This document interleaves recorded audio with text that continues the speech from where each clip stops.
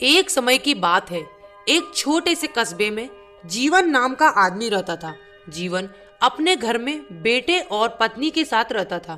जीवन गरीब था, इसीलिए वह दिन रात अपने परिवार की जरूरतें पूरी करने में लगा रहता था। वह हर हाल में बेटे और पत्नी की खुशी चाहता था।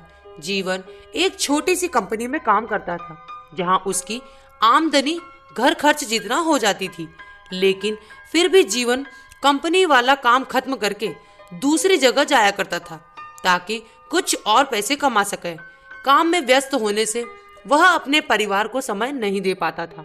जीवन 24 में से 16 घंटे घर से बाहर काम में निकाल देता था। रात को देर से आता और सुबह जल्दी जाता था। इस तरह कुछ दिन बीतते गए। एक दिन जीवन की पत्नी ने उनसे कहा कि आप पूरे दिन काम करते हैं और हमें समय नहीं देते हैं। वैसे भी हमारा खर्चा आराम से निकल जाता है, तो आप इतनी मेहनत क्यों करते हो? हमारे पास जितना है उसी में हमें खुश रहना चाहिए।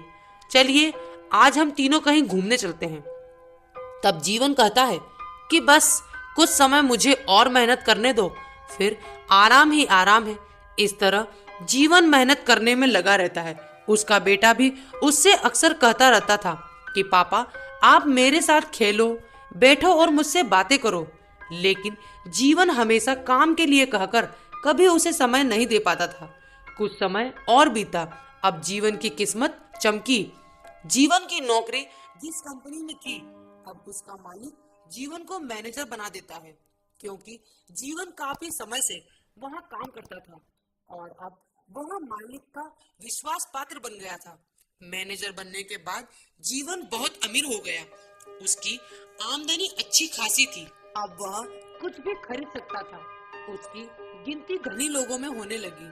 पत्नी और बेटा बस एक बार कोई चीज मांग लेते तो वह तुरंत हाजिर कर देता था।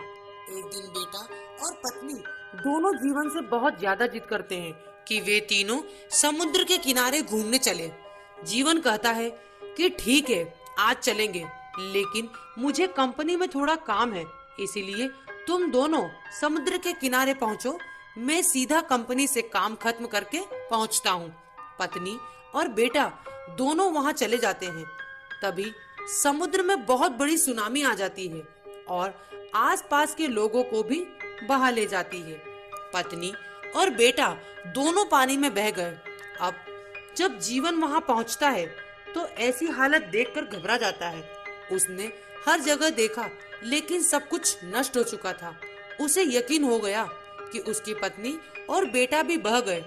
वो जोर जोर से रोने लगा और अपनी पत्नी की बात को याद करने लगा कि हमारे पास जितना है उसी में खुश रहना चाहिए और अपने परिवार के साथ खुशी के नए पल बनाने चाहिए, ताकि हम उसे हमेशा अपने दिल में संभाल कर रख सकें। पैसों का क्या है, कभी होंगे तो कभी नहीं होंगे।